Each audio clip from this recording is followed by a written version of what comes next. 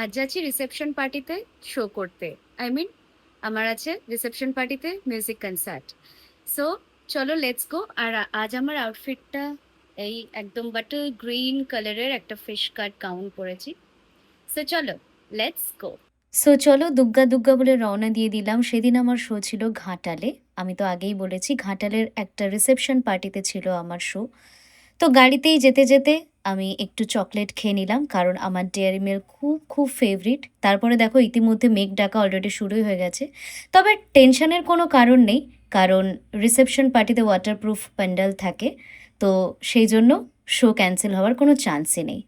So ইতিমধ্যেই আমরা পৌঁছে গেলাম রিসেপশন পার্টিতে। আমার band, all the musicians ready. আর এই যে দেখো মা বসে আছে ট্রেন রুমে।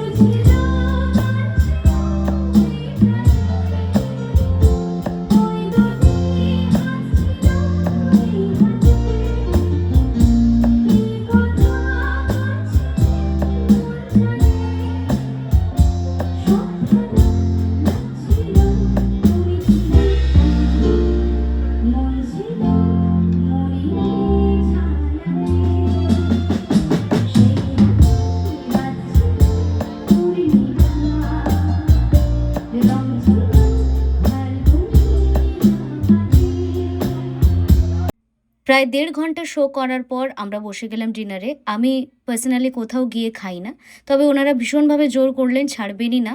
তো তাই জন্যই খেতে বসলাম। তো প্রথমেই পাতে পড়লো ফিশ ফ্রাই, ফ্রাইড রাইস, পনিরের একটা আইটেম, তারপর ইলিশ মাছের পাতুরি। এটা খেতে ভীষণ ভীষণ ভালো ছিল। তারপরে পড়লো শো স্টপার মাটন, তার সাথে স্টিমড রাইস। আর তারপর পাঁপড় দিয়ে চাটনি। এটা খেতে কার কার ভাল লাগে সবাই কমেন্টসে জানিও। তারপর পড়লো ২ রকমের মিষ্টি, মিষ্টিগুলো খুবই সুন্দর ছিল। তারপরে পড়লো আইসক্রিম। তো চলো আজকের মতো ভ্লগ এইটুকুই। আবার কোনো না কোনো ভ্লগে তোমাদের সাথে দেখা হবে। বাই।